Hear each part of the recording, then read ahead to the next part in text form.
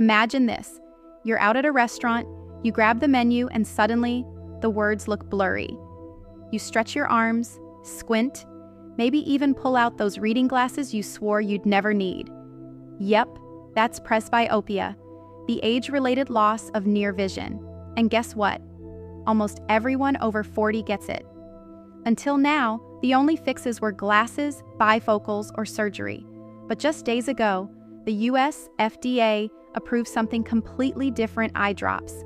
Not just any eye drops, Vizz 1.44%. Here's the magic. Vizz contains aceclidine, which makes the tiny muscle in your eye squeeze just enough to shrink your pupil, like a camera adjusting its aperture. That's called the pinhole effect. And suddenly, near objects snap into focus without messing up your distance vision.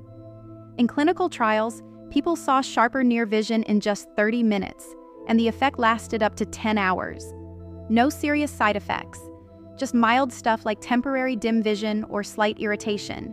Think about it, no glasses for the whole workday, reading on the beach without juggling specs, even dinner dates without pulling out those grandparent goggles. This could be a game changer for millions. The future of vision care isn't just in lenses anymore, it's in drops.